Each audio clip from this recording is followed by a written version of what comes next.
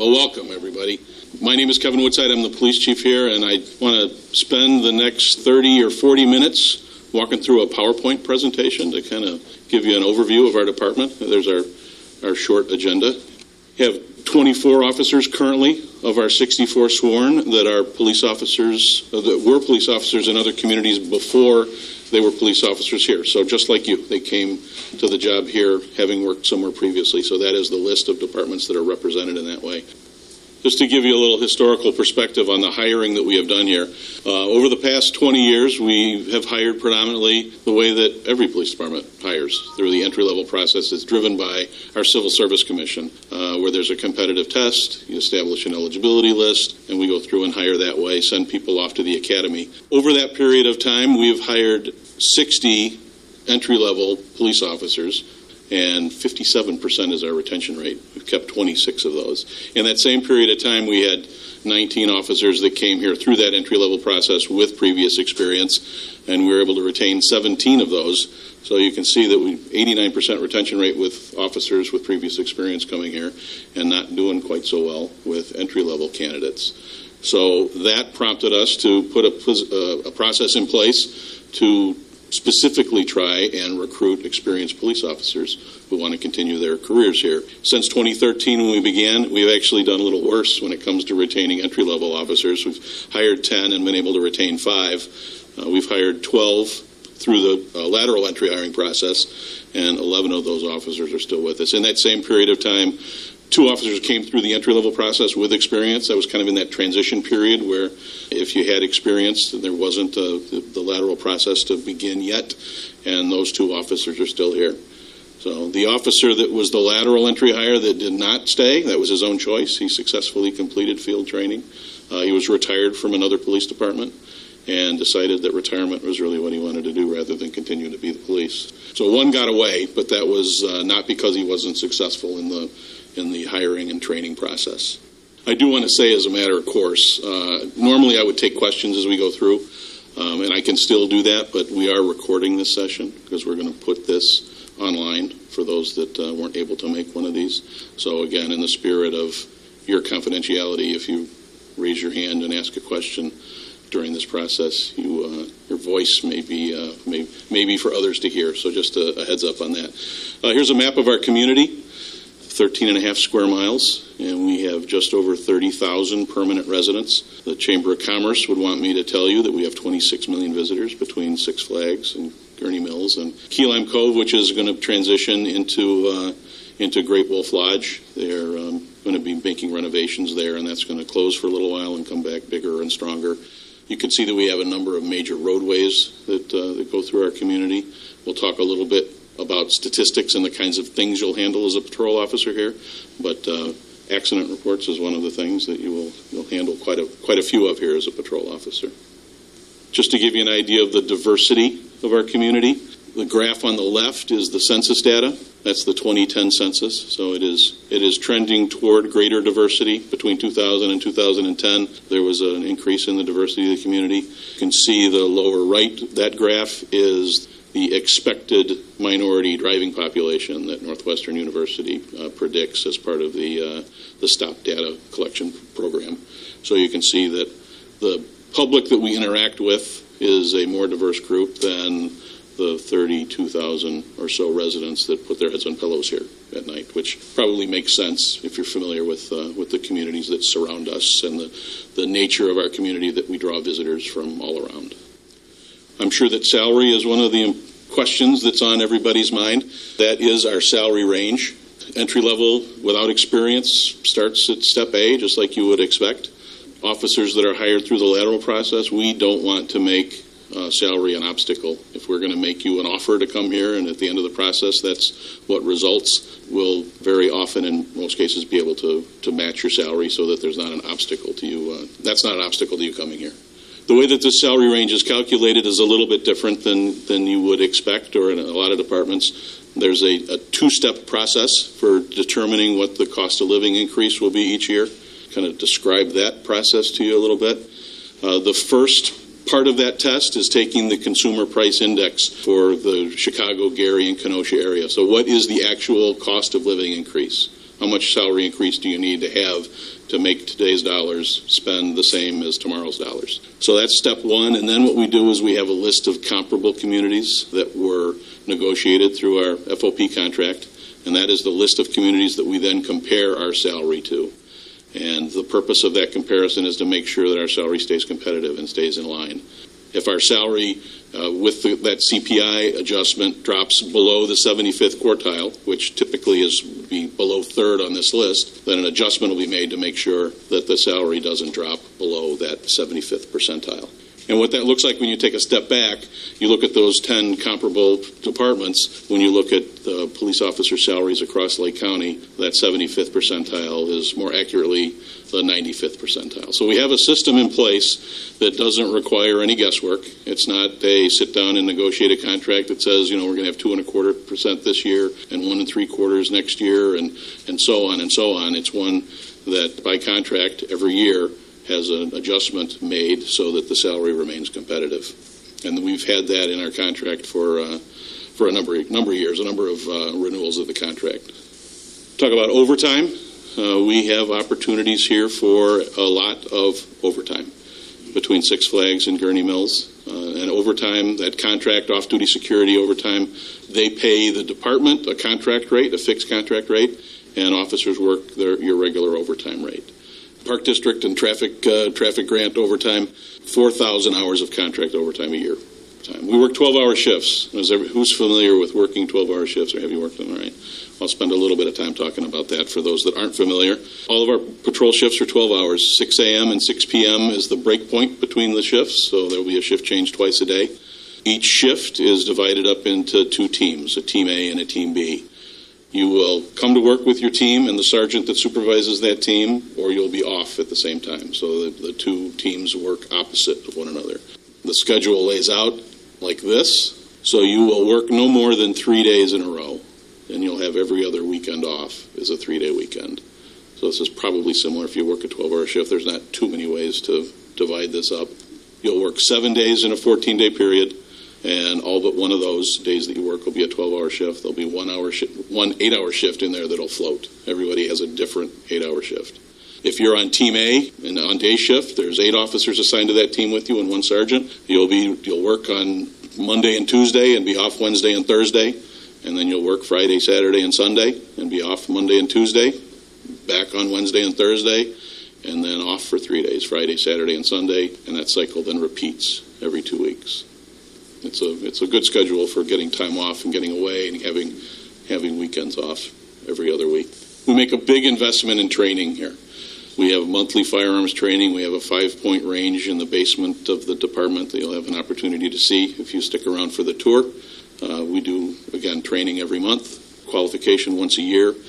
We do defensive tactics training just about every month. There's time off in the summer when things get busy, but it's a very active training program. And very often the firearms and the defensive tactics training will complement one another. If there's a weapons retention issue being taught in firearms, then that will carry over into defensive tactics. We take advantage of the big parking lot that we have under the roller coasters when they're closed and they're not using the parking lot. We annually do emergency vehicle operations training, EVOC training. Twice a year, we do a full mobilization of rapid deployment training.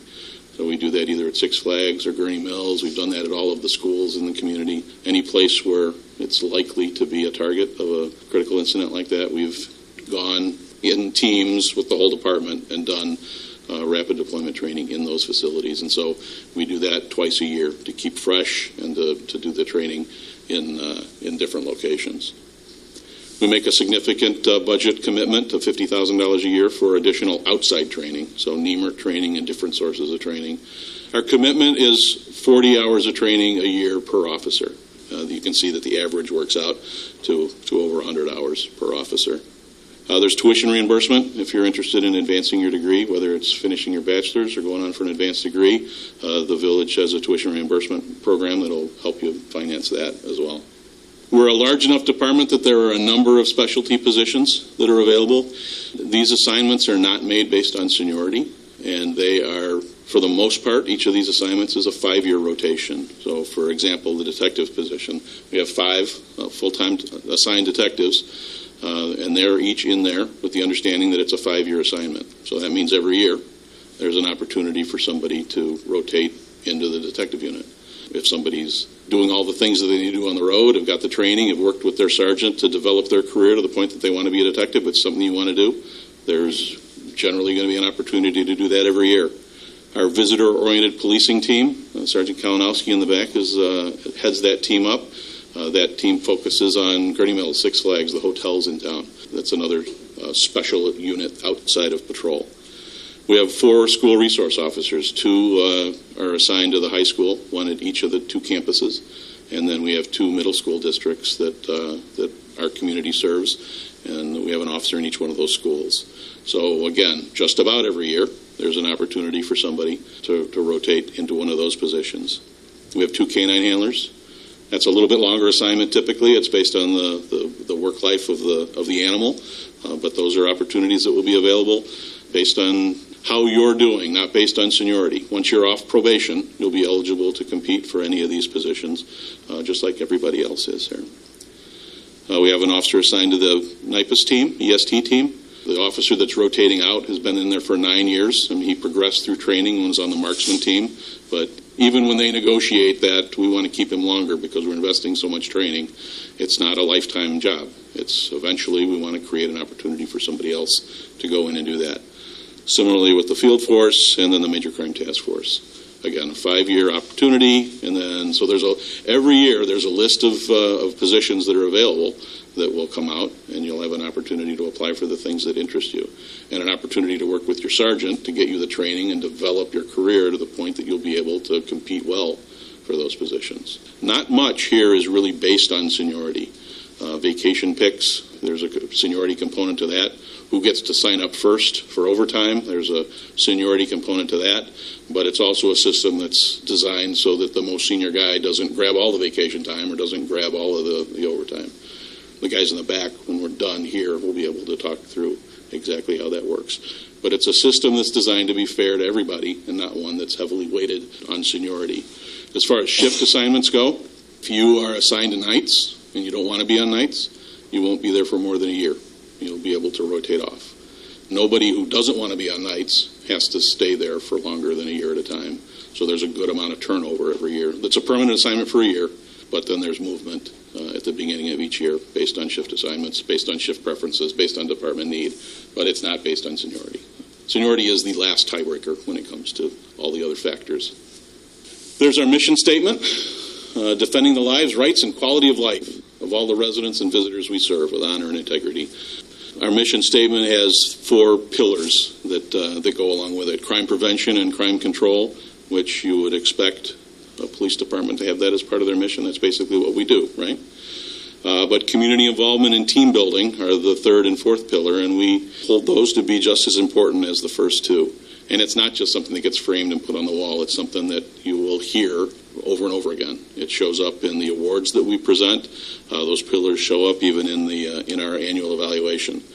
The idea there is if what we're doing doesn't fit within the mission, why are we doing it? We should rethink what we're doing. So that's an actual copy of the cover sheet of the evaluation form. It's kind of a grading scale. It's similar to what you'd experience in school, but the idea is you can get an A in every one of these areas, and that is what is going to get you the specialized assignments. It's what's going to get you the shifts that you prefer.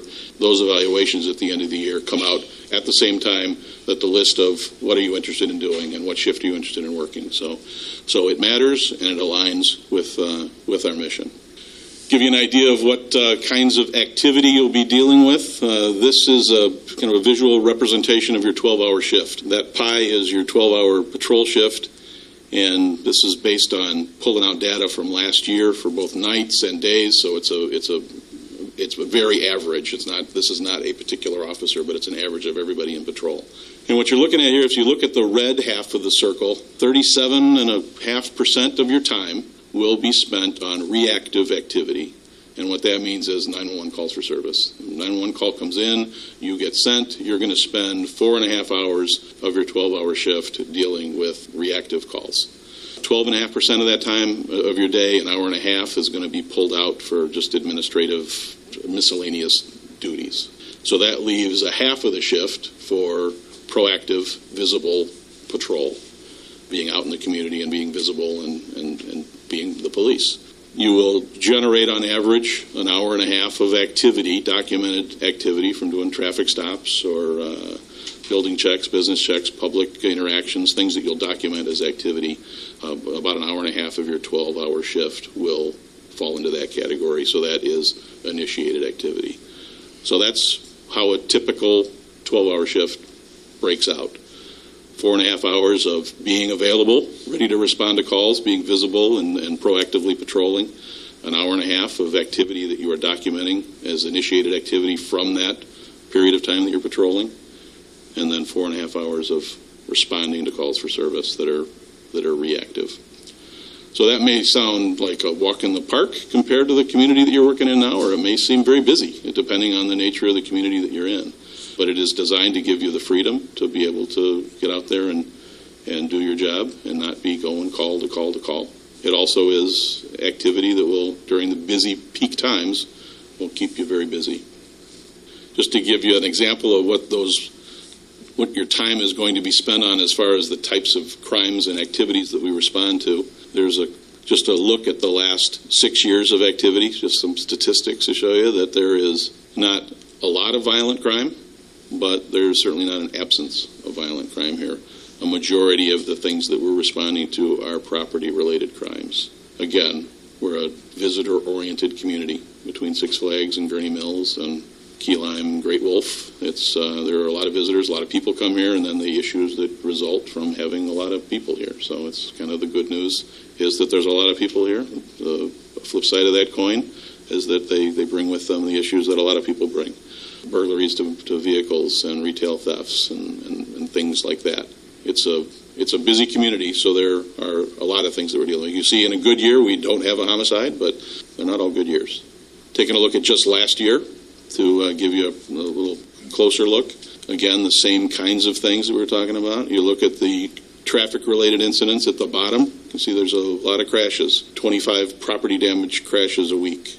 6.5 PIs, so a PI a day and several property damage crashes a week. Again, if you're working day shift as a patrol officer, you're going to be taking some accident reports. The community involvement pillar, part of our mission. And this is from Criminal Justice 101. There's Sir Robert Peel's quote. The part of that that's important is we are part of the public, and the public is part of us, and we're the ones that are given full-time responsibility for being the police, but it's a shared responsibility. And investing in the community is important.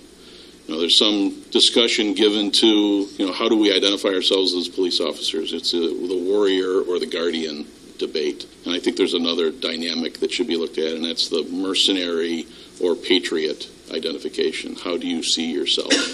And we don't have a residency requirement. There's no obligation to live here in this community, but I think the question of would you ever live in the community that you police in? If you answer that question by saying, no, that's something I would never do, then you may be thinking more like a mercenary than a patriot. And we want somebody that is going to invest in our community, not just come here and transactionally be the police. Now, that can look a lot of different ways. That can certainly look like living here, and a number of the police officers that work here do decide to live here. But there's a number of ways that you can invest in the community and give back. We have a very active Fraternal Order of Police social lodge that gets involved in a lot of charitable events in the community. We also have a very active and large neighborhood watch program. So 13 different neighborhood watch groups that meet twice a year. It's an opportunity for the patrol officers working in those neighborhoods to connect and be a part of those neighborhoods. Our Citizens Police Academy is another one. We do that twice a year, and that is an opportunity for many of our officers to get in front of members of the community and describe what they do and talk about their jobs in a way that connects relationally with the community. We also have a relatively new Explorer post, which is an opportunity to engage with the young people that are aspiring to be police officers and help develop them into the future of law enforcement. If you do live in this community, it's also how are you involved here? There's social clubs and coaching and all those things. If you're a police officer here and you're representing yourself well in our community, on duty or off, that fits into this community involvement, community impact pillar. You look at team building, and that's taking the same approach, looking outside to the community, but turning it inside and looking within. How are you giving back to the team? In what ways are you sacrificing to make this a better place to work and make the service we deliver excellent? And that can take a number of different forms. We have described the robust training program that we have. A lot of that is developing trainers from within and giving back in training. If you're sent out to training, are you keeping that knowledge to yourself, or are you bringing that back and sharing it with your peers and raising the level of everybody's knowledge and experience? Field training officers, a number of different ways that you can give back. Being one of the officers that helps negotiate the contract as part of the negotiating team, that's certainly a selfless job that gives back to the team and helps all of us be better. Serving on our pension board is another selfless job that, again, the pay for that is approximately zero, but it's a way to contribute and give back. So we're looking to add people that are going to have an immediate impact, both on our team and our community, and then bring the skills to be able to deliver the crime prevention and response to crime when it happens. So we're looking for a well-rounded officer that's going to invest here and be part of our team long term. As I talked about serving on the pension board, that's probably one of the questions that you have too, along with salary. One of the most important questions you come in here with is, what about my pension? And can I bring my pension with me, and what are the options? Officer Jeff Hauptman is one of the two officers that serves on our pension board. He also happens to be one of the union stewards who was negotiated the last several FOP contracts. So he is the guy whose name you want to know and want to talk to. So when this meeting breaks up, if you want to hear if I've been blowing smoke or if I'm telling you the truth, he's one of the guys that will tell you that, as well as everybody else here in the room. But what Jeff wants to talk about is pension portability, and what are your options as far as bringing your pension with you. So with that, I'll turn it over to you, Jeff, and I will man your slides for you. All right, well, thank you for the introduction. So over these next couple of slides, what we're going to do is look at how would you move one pension, your pension from your existing department to this department if you decide to come over here. Now, if you look at the very top, it says Article 3. If you're not in an Article 3 plan, it's going to be very difficult. So if you're in a county plan, 7, or some other type of plan that Illinois has set up, there are not a lot of windows. It doesn't say that there will never be a window, but there aren't any right now to allow you to do this. But if you're in an existing kind of suburban type of department or a downstate pension fund, that's kind of the term they use, in Article 3, you can go ahead and move your pension over. Just like a 401 or a 457, the concept's the same. You can move your retirement assets from one company to the next organization that you move on to.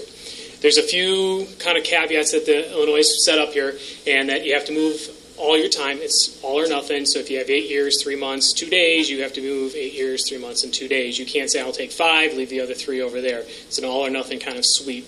You also have to have at least 2 years on at your existing department, unless you were maybe separated for some kind of a layoff type of reason, or if your time goes back to, I think, sometime in the 90s, you can recoup less than 2-year increments over there. And we've had a few people go way back in time and grab some very old time at the very beginning of career that they may have spent at the department. We've worked with them to get that time over to bolster up their credible service time over here. Now, this whole transfer process, it seems complicated and convoluted. It really isn't. You just break it down into 2 major parts. First, you have your existing department, and then you have our department. So the refund amount, or your existing department calculation, has to be done by the existing department. So what you're going to do is you go back to your pension fund and ask them, how much money do I have with you? If any of these guys in the room come to me, I can look it up and tell them exactly to the penny how much they've paid in from the day one they've been here to today. That's your contribution. That amount that comes out of your check, the 9.91%, there it is. Now, what I use is I tell everybody, think of it this way. You're going to double it because you've put in 10%. The village is also putting in on your behalf of the municipality an additional 10% roughly. So that amount that they give you is roughly double it. That's the amount of your refund. That's the amount you're going to be taking with you over to the new department.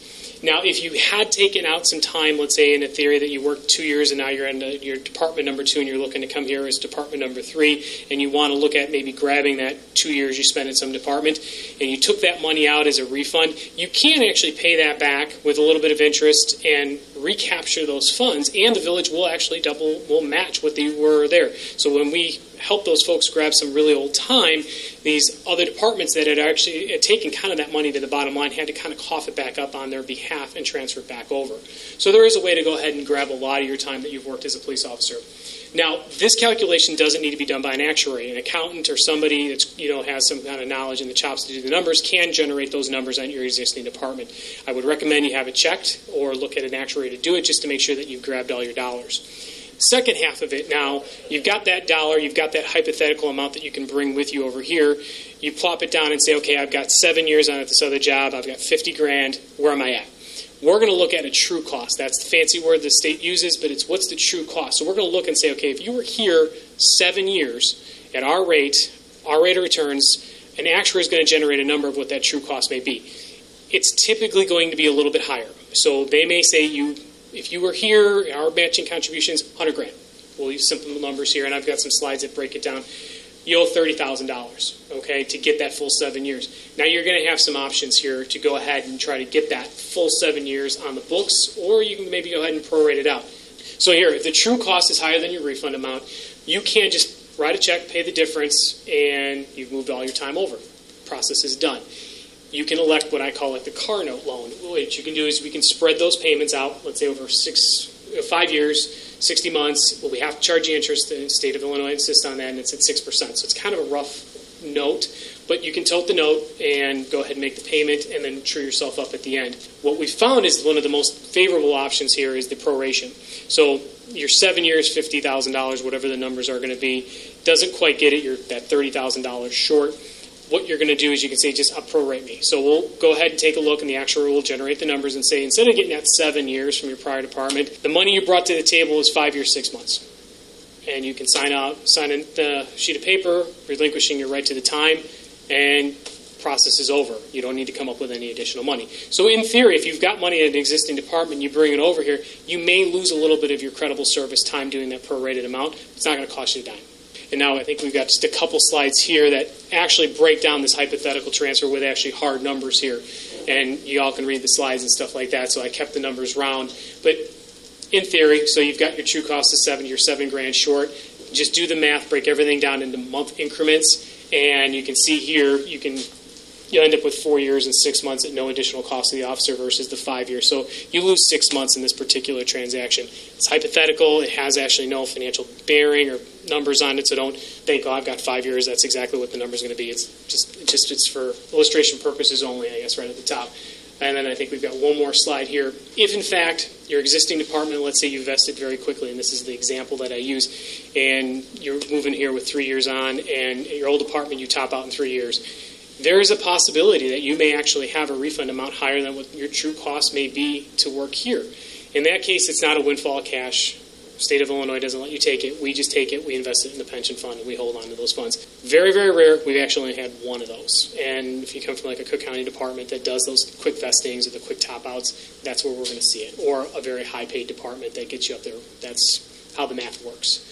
So that's, in a sense, what we're talking about here. It's the Pension Portability Act. If you've got any questions, contract or pension or anything else, I'll be in the back with the other officers and be happy to kind of work through whatever you guys come up with. Thank you, Jeff. Thank you. There is no test. There's a lot of information there. You have a lot of options when it comes to bringing your pension with you. So, and Jeff will work with you as you move through this process. If you're getting close to that and it's something you want to specifically talk to him about, talk specific numbers, he'll talk you through that, what your options are. But for purposes of tonight, you have a lot of options. There's ways that you can do it without putting any cash in. A lot of different ways that you not lose the time that you've served where you are as you make the decision to come here. So that brings us to the last slide. The application deadline is Friday the 21st, so don't be late. The review of applications will begin as soon as we have them, so shortly after that deadline date. The first part of the process, after we've gone through all those applications, is we'll determine which of those are going to be interviewed. It's a difficult process. We will interview far fewer people than we receive applications. The applications tend to be very high quality, and so it's a difficult decision often who we're going to interview. But the first part of the process, if you're selected to move forward, will be an interview with command staff, and that'll be me, the deputy chiefs, and the commanders. And you will be asked 2 questions for sure. Did you come to an orientation meeting? So you'll be able to respond to that well. If you're listening to this online, you'll get partial credit for that, but not as if you were here. The second one is going to be, were you able to do a ride-along, schedule a ride-along? I would encourage you strongly to do that. There's part of this process is certainly us evaluating whether we think you're a good fit for us, but just as important is, are we a good fit for you? And there's no better way to figure that out than to ride with at least one of our officers. You certainly can do that more than once if you choose to. But spend some time in the squad car with our patrol officers, seeing the community, seeing how we police, talk to them, hear what they have to say about it, to determine if you think this is going to be the right fit for you. That's easy to do. To schedule that, just call the non-emergency number that's on the screen and ask for the watch commander. Tell them you're involved in the lateral process, and they'll make sure that we schedule you for one that's convenient for you. At the end of that interview, if that is successful, then you will receive a conditional employment offer, and that'll have a salary offer that's going to be tailored to you depending on what your current salary is and what your salary needs are. So, again, not to belabor that point, but it's important. We don't want salary to be an obstacle. I think that sets us apart a little bit from some communities that have lateral programs, is we're not looking at advancing you a step or two. We're looking at what are your salary needs so that we can meet those so that it's not going to keep you from being able to make this move. Polygraph and psych, the medical with a drug screen, that's going to be all part of what happens very quickly. And then that whole total package will be turned over to a detective to do a background investigation. Very thorough background investigation. The second to the very last thing that will happen is that we will contact your employer and ask to see your personnel file. You'll have signed a release that allows us to do that earlier, but we won't do it until the very end. Before we do that, everything else is going to have to have lined up. We're ready to turn that conditional offer into a hard offer of employment. But the last thing is that we need to confirm that what you've told us about your personnel file is actually what's there. So I'd say a couple of things about that. First, know what's in your personnel file. You have the right to look at that and see what's in there so that you know what's in there so you can accurately portray that to the detective who's doing the background. I may belabor that point a little much because we've had, unfortunately, situations where we've gotten to that point where we're ready to hire somebody, went and looked in their personnel file, and it didn't reconcile with what they had told us. That becomes an integrity issue that makes it impossible for us to not retract the offer. That's preventable if you know what's in there. When the detective says that they're going to go and look at your personnel file, you have a couple options at that point. You can say, I've changed my mind, don't tell my employer that I'm looking. You can say, go right ahead, they know, or I don't care. Or you can say, give me a day or two to tell the people I need to tell that you're coming so that they can prepare for that. I want to give you that control. So it'll be a very intentional call. We're ready to do this. Are you ready for us to do this? Because, again, I want to respect the fact that that may be a sensitive topic where you're working. So I want to make sure that we do everything we can not to make that difficult for you. Once that's done, the very last thing before the conditional offer becomes an actual offer is an interview with the Civil Service Commission. So if you're familiar with the entry-level hiring process, which I'm sure all of you are, this is really upside down. The Civil Service Commission is not even aware, really, of the fact that you exist until the point that we're bringing you to them for an interview. It's by no means a rubber stamp. They are a very important part of this process. They're going to certify you as a police officer here, so they have to be confident that you're a good fit and that you would be a good police officer in this community. But by the time they meet you and do that interview, you will have gone through a rigorous process, and we will be enthusiastically presenting you to them. So that has never gone any other way than them agreeing with us. But I say that with all seriousness. It's not a rubber stamp. It is a legitimate part of the process that they play an important role. So we are anticipating filling 2 vacancies from this process. So I know that's another question that's always on people's mind. That did pop up on a slide earlier. That is the complete presentation, short of the tour and answering any